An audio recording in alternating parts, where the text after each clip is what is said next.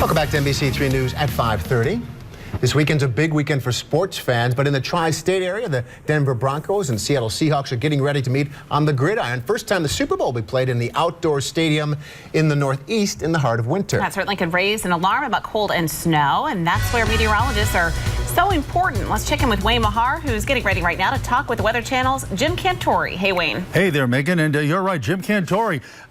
Jim, I know that you're in Punxsutawney, Pennsylvania right now, but before we get to that, talking about Phil and what's going on with the groundhog, the prediction and all of that, let me ask you this. National news this week, obviously, big controversy between National Weather Service, let's say some respect to the Weather Channel, with the warnings and, passing along warnings, watches, and of course, the city of Atlanta, the mayor, the government saying not enough warning.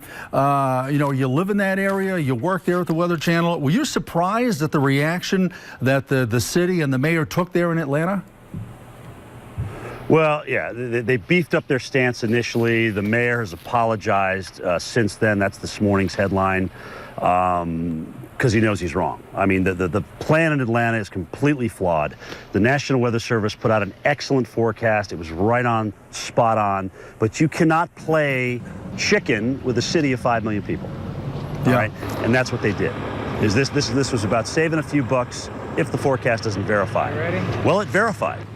It verified very well. And as a matter of fact, we're actually pretty good at what we do, Wayne. I mean, our forecasts have gotten better, so there's more reason certainly to believe in what we say. And if it didn't work out, okay, great. We would have taken our lickings for a couple of days. But the fact that it did, and they had a poor plan, now look at how bad it is. I mean, you put thousands of people, millions of people's lives at risk, children spending hours and hours in the night on buses and at schools. Wow. I mean, I would love if the mayor said, Cantore, Weather Service, local meteorologist, come on and help me formulate a plan. I would love to be a part of that. Yeah. But they have to have a new plan because that was an absolute disaster. Yeah, worked out a lot better in Birmingham, where the government, I think, shut Birmingham down for the day, and everything was fine, right? You see how easy that is? I mean, it's you have to, when a winter storm warning is put into play at 4 o'clock in the morning and goes into effect at 9 a.m. and you're releasing schools at 2 p.m., there's something wrong with that. So, the school superintendents should have said, if we even have a winter storm warning during the day in Atlanta, no school. No school. Don't even put the buses out there at risk. Because you got to remember, Atlanta has one perimeter and three interstates that come through Atlanta. That's a tremendous amount of traffic and a tremendous amount of commerce. So you got all these big rigs rolling through as well.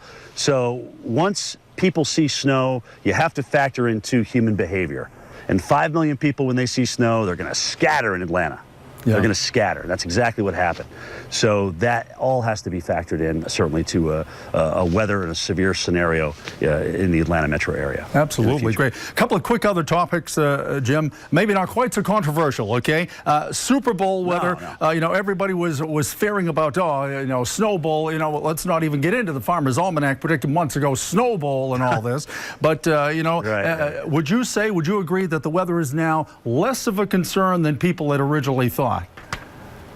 Absolutely. It looks like we're going to actually be relatively mild to start the day. We may start the day in the 50s, believe it or not, in the Meadowlands, and then cool off to about 39, 41 degrees by the time we kick off. 39 is the coldest outdoor Super Bowl, by the way, which I was kind of shocked at, believe it or not. Yeah. As in Super Bowl. So the only thing is I could see in terms of a weather factor would be a west-northwest wind. The MetLife Stadium can really have a problem even with that kind of a wind in a long field goal attempt, because the wind will actually be coming from the opposite direction down on the field than where it's blowing in at the top when it comes in. So that's going to be a small factor, I think, a very, very small one, if it in fact kicks up when there's a field goal attempt and it's a long field goal. Okay, last one, Jim. Going to hit you with a hard one right now. Punxsutawney Phil, you're there in Punxsutawney, Pennsylvania. Let me just put it to you this way. Right. If Punxsutawney Phil on Groundhog Day Sunday comes out, sees and does not see a shadow, saying early spring, would you believe him? I may have to give Phil a knee, actually, Wayne, if he does it. No, I'm just kidding, bro. I'm not gonna. I would not believe. Sorry, man. I would not believe him just because I know what's coming. I know what we've got. This very active pattern with this very deep bowl of cold air continues to dominate. It's going to be hard to break that. I mean, it's going to shift, as you and I both know, a little bit to the west. But to break that pattern that we're in right now, I think it's going to go right through the first day of spring. Yeah, Jim, I got to tell you, I wasn't even going to bring that up, but that was great. That was good. All right. Hey, thank you, Jim. Have fun there in Punxsutawney. Will do. Thanks, Wayne. Thanks for having me, brother. All right. Oh. Wayne, that's a good line.